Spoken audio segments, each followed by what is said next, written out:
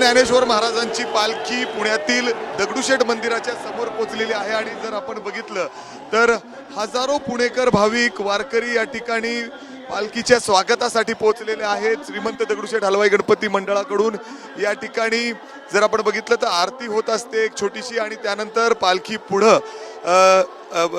या ठिकाणी मुक्कामीसाठी जात असते। भवानी पेठेतील जे विठ्ठल मंदिर आहे त्या ठिकाणी पालखी मुक्कामी जात असते। मात्र आता जर आपण बघितलं तर श्रीमंत दगडूशेठ हलवाई गणपती बाप्पांच्या मंदिरासमोर संत ज्ञानेश्वर महाराजांची पालखी या ठिकाणी पोहोचली आहे। हजारो भाविक पालखीमध्ये असलेले संत ज्ञानेश्वर महाराजांच्या जे पादुका आहेत त्याचे दर्शन घेण्यासाठी आणि रथ जर आपण बघितलं तर सुंदर अशा फुलांनी सजलेला हा संपूर्ण रथ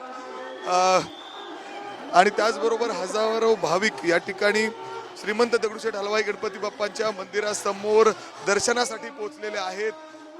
तुकोबांची पालखी देखील इथूनच पुढे दानापेठकडे मार्गस्थ करत असते आणि त्यानंतर आता संत ज्ञानेश्वर महाराजांची पालखी या ठिकाणी पोहोचलेली आहे। जर आपण बघितलं तर दगडूशेठच्या समोर हजारो भाविक या ठिकाणी आपल्याला दिसत आहेत। फुलांचं वर्षाव फुलांची पुष्पवृष्टी या ठिकाणी पालखी रथावर या ठिकाणी केली जाते आणि अशा पद्धतीने पालखीचं स्वागत श्रीमंत दगडूशेठ हलवाई गणपती मंडळाकडून केलं जातोय। आपण बघितलं नयनरम्य अशा पद्धतीचं हे दृश्य पाहायला मिळतंय, ज्या पद्धतीने भक्तिमय वातावरणात श्रीमंत दगडूशेठ हलवाई गणपती बाप्पा आणि सगळ्या भाविकांकडून या पालखीचं या वारकऱ्यांचं या ठिकाणी स्वागत होतंय आणि आता हळूहळू आपण बघतोय जय घोष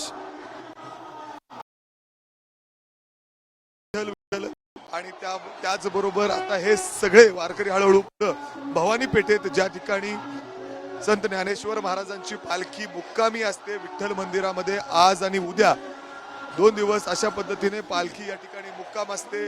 हजारो भाविक त्या ठिकाणी दर्शनासाठी जात असतात। त्या ठिकाणी देखील मोठी व्यवस्था करण्यात आलेली आहे। शंखवादन या ठिकाणी सुरू आहे। हजारो भाविक रस्त्याच्या दुतर्फा या ठिकाणी दिसत आहेत। अशा पद्धतीने आता संत तुकाराम महाराजांची आणि त्यानंतर आता संत ज्ञानेश्वर माऊलींची पालखी या ठिकाणी पोहोचलेली आहे। भक्तिमय वातावरणात अतिशय आनंदात दोन्ही पालख्यांचा आज पुण्यामध्ये स्वागत झालं आणि आता श्रीमंत दगडूशेठ हलवाई गणपती बाप्पांच्या मंदिरासमोर ज्या पद्धतीने या वारकऱ्यांचा या पालख्यांचं स्वागत झालं आणि पुष्पवृष्टी या ठिकाणी करण्यात आली। कॅमेरामॅन राजेश बिडकर सह मी मिकी घई, एबीपी माझा पुणे। एबीपी माझा, उघडा डोळे बघा नीट।